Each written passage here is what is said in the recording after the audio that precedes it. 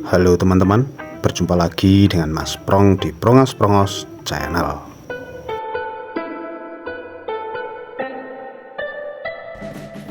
Pada kesempatan kali ini saya akan membahas permainan catur antara Dewi Ardiani Anastasia Citra, salah satu pecatur andalan Indonesia yang menjadi wakil Indonesia di ajang SEA Games Vietnam tahun 2022.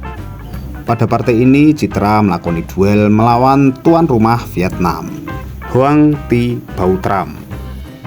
Citra yang bernama lengkap Dewi Ardiani Anastasia Citra dilahirkan pada 1 Januari 1994. Berkebangsaan Indonesia, ia mendapat gelar Women International Master pada tahun 2018 dan mendapat gelar Grandmaster pada tahun 2022.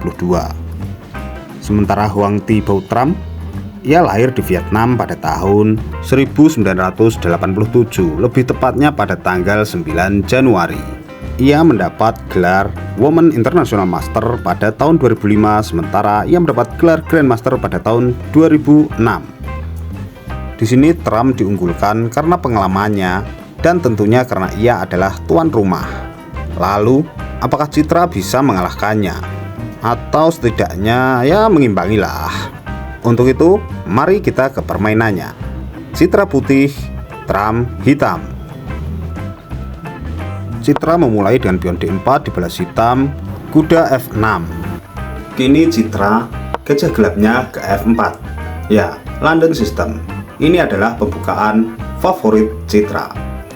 Hitam membalas dengan pion G6, lalu putih, kuda ke C3. Hitam pion D5, lalu dibalas dengan Citra, pion E3. Hitam kini gajah gelap ke G7 dan Citra pion H4.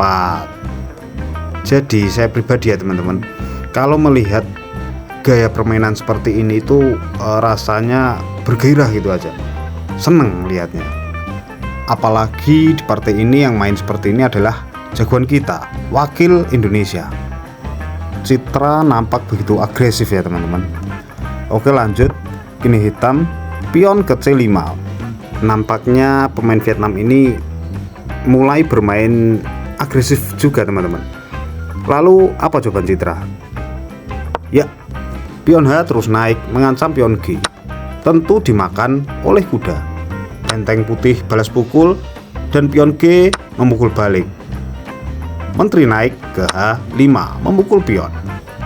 Permainan di sayap raja kini sudah mulai terbuka, sehingga mungkin hitam tidak akan meneruskan keagresifannya di sayap menteri teman-teman.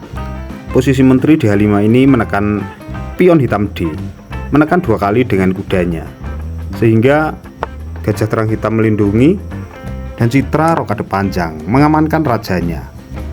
Hitam pion F6, putih kuda F3 dengan ide naik ke G5 dan mengancam skak oleh menteri di F7, sehingga pion hitam kini melindungi petak G5. Putih kini pion ke E4 menantang pertukaran. Hitam membiarkannya dan kuda kini ke D7, sehingga pion putih memukul pion D5. Kuda mengancam menteri, lalu menteri pindah ke E5. Gajah terang mengunci kuda putih dengan bentengnya, lalu putih menjawab dengan pion D pukul pion C5. Dengan kondisi seperti ini, nampak bahwa Citra sangat diunggulkan, terlebih dalam posisi. Ini menandakan bahwa penukaran kualitas benteng dan kuda tadi tidaklah sia-sia. Kuda hitam kini ke H5, melindungi gajahnya agar gajah bisa mengancam menteri. Lalu menteri pergi ke E3. Merasa unggul perwira, hitam menukarkan kuda dengan gajah dan menteri putih pukul kuda hitam.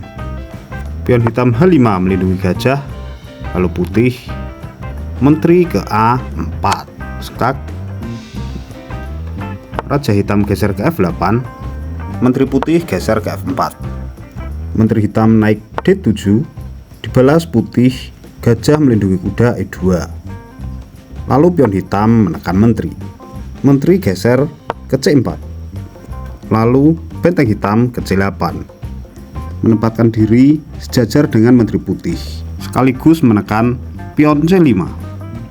Dan kuda putih melindungi pion C5 dengan pergi ke A4. Benteng hitam naik ke H6, putih menteri ke B3, dan menteri hitam ke C7, memposisikan diri sejajar dengan raja putih. Melihat menteri dan benteng secara tidak langsung mengancam raja, praktis saja Citra membawa rajanya ke B1. Benteng hitam ke D8, disusul menteri putih ke E3. Benteng hitam kembali ke C8, lalu putih menggerakkan pion ke A3. Gajah hitam mengancam kuda. Putih tidak melindungi kuda, tetapi ganti mengancam menteri. Pion hitam memukul pion, dan tentu Citra tidak berani membalas pukul pion di D, karena pion putih C5 menutupi laju menteri hitam melakukan skak di C2. Jika benteng yang memukul, benteng hitam sudah siap membalasnya, sehingga Citra memilih menggerakkan kudanya ke B6, menggarpu benteng dan gajah terang hitam, sehingga benteng pergi ke E8 mengancam menteri ke D2, dan gajah terang hitam kembali menekan kuda. Di sini Citra melakukan kesalahan. Pion putih C5 sedang posisi diancam 2 kali oleh menteri dan pion. Namun Citra membiarkannya. Ia malah mengancam benteng hitam dengan gajah terangnya, sehingga praktis menteri hitam memukul pion. Dan lihatlah posisi ini teman-teman. Jika gajah Citra memukul benteng, maka menteri akan memukul kuda Citra, dan ada ancaman skakmat di B2, sehingga Citra harus melindungi petak B2. Dengan kata lain, jika gajah putih memukul benteng, maka akan rugi, karena satu gajah dan satu kuda ditukar dengan benteng, maka kalah secara kualitas. Oleh karena itu, Citra memilih menggerakkan kudanya ke D7, skak menteri. Gajah hitam memakan dan gajah Citra pukul balik. Sepertinya perempuan Vietnam ini berhasil membalikkan keadaan. Yang tadinya Citra menekan habis-habisan, sekarang justru Citra yang balik ditekan. Oke, lanjut.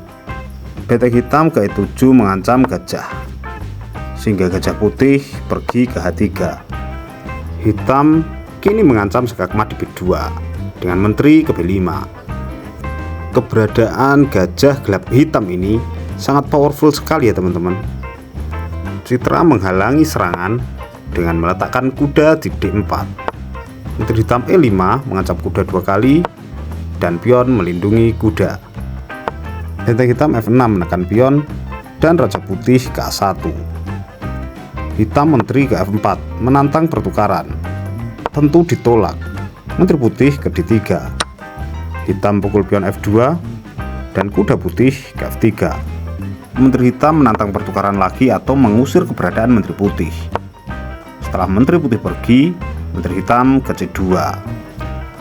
Dilanjutkan benteng putih mengancam menteri D2, lalu menteri melakukan skak C1. Satu-satunya jalan buat raja putih ke A2. Pion hitam A4 menutup jalan raja ke B3. Gajah putih ke F5 membantu pertahanan. Dibalas hitam dengan mengancam benteng. Benteng ganti mengancam menteri, dan menteri kabur ke F4. Posisi gajah terang Citra di F5 terancam 2 kali oleh benteng dan menteri, sehingga ia memilih kembali ke H3. Lagi-lagi menteri hitam mengusir keberadaan menteri putih sekaligus menantang pertukaran. Menteri putih memukul pion H5, lalu menteri hitam skak C4. Raja kembali ke A1. Menteri hitam B3 mengancam skak D1. Kuda putih D4 membuka jalur perlindungan benteng sekaligus mengancam menteri hitam. Menteri hitam pergi ke C4. Dan di sini sebenarnya ada langkah yang sangat bagus oleh Citra, tetapi sayang Citra melewatkan, yaitu menteri ke H4 mengancam benteng di F6. Jika hitam melindungi dengan gajahnya, misalnya ke G7, maka kuda putih naik ke E6 skak. Jika dipukul oleh menteri, maka menteri akan terpukul oleh gajah terang putih. Dan jika benteng yang memukul atau pion, maka menteri di C4 akan tumbang, termakan oleh menteri putih. Gajah F5 adalah langkah aslinya. Lalu hitam membalas gajah gelap G7, melindungi benteng dan melindungi peta galapan.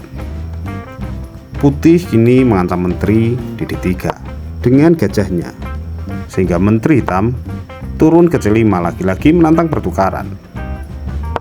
Kuda putih F5 menutup lajur benteng hitam G6, mengancam pion putih G2. Diteruskan oleh Citra dengan memukul gajah G7. Di posisi ini, kuda juga sedang melindungi menteri H5. Jadi, jika hitam memukul menteri H5 dengan menteri, maka kuda juga akan memukul balik, sehingga putih dapat gajah yang tadi secara gratis. Oleh karena itu, hitam memukul kuda dengan bentengnya. Citra skak H8, benteng menutup, skak lagi di H6. Kali ini raja geser ke E8 dan Citra gajah C2 mengancam pion sekaligus skak. Sekilas, langkah terbaik hitam adalah membawa pion B ke B5 melindungi pion A. Tetapi jika itu dilakukan, maka benteng putih D akan memukul pion D6. Setelahnya ada kemungkinan, ya walaupun bukan jalan satu-satunya sih, tapi paling tidak ada kemungkinan benteng hitam di G8 memukul pion G2, sehingga menteri naik ke H8 adalah skakmat yang tidak bisa dihindarkan lagi. Oleh karena itu, hitam memilih melangkahkan bentengnya mengancam menteri di E6. Lalu gajah terang skak di A4, raja hitam naik ke E7, menteri putih ke H4 skak, menteri menutup, lagi-lagi menawarkan pertukaran. Pertukaran masih ditolak, lalu menteri hitam pukul pion G2. Langkah terbaik putih skak C7, raja hitam ke F6. Kalau Stockfish menyarankan raja hitam seharusnya pergi ke F8, teman-teman. Tetapi langkah-langkahnya tidak akan kita analisa dan kita bahas di sini karena terlalu panjang. Sehingga langsung saja Citra mengancam benteng dengan gajah ke B3, hitam membalas dengan menteri ke E2. Karena kalau gajah makan benteng, maka menteri balik pukul benteng dan terjadi skak. Sehingga putih memilih mengamankan bentengnya di T1. Disusul hitam mengamankan bentengnya dengan mengancam menteri di E7. Dan tentu putih pukul pion skak. Raja hitam pergi ke F5, skak oleh gajah terang di C2. Ini bukanlah langkah pengorbanan ya teman-teman, karena jika menteri memukul gajah, maka menteri putih sudah pasti akan pukul benteng di E7, sehingga hitam memilih menutup skak oleh bentengnya di E4. Menteri putih ke D5 skak, raja hitam sembunyi di F4. Lalu langkah pamungkas oleh Citra, ya gajah terang pukul benteng di E4. Sampai di sini gadis asal Vietnam ini menyerah, sehingga membawa Citra di puncak klasmen sementara. Ngomong-ngomong, ini sudah sampai di langkah ke-63 ya teman-teman. Luar biasa sekali. Mengapa ia menyerah? Karena jika diteruskan kurang lebih akan seperti ini. Menteri akan memakan, lalu benteng skak di F1, raja pergi ke E3, skak lagi, dan sampai di sini udah pasti menteri hitam akan tumbang, sehingga sudah sangat tipis kemungkinan hitam akan membalikkan keadaan. Ya, daripada sakit berkepanjangan karena kebanyakan dipukul perwira, sudah pasti langkah terbaik adalah dengan menyerah, mengaku kalah. Oke teman-teman, selamat buat Dewi Ardiani Anastasia Citra. Perjuanganmu telah mengharumkan nama Indonesia. Sampai di sini video kali ini. Kurang lebihnya mohon maaf yang sebesar-besarnya. Mohon kritik, saran dan masukannya.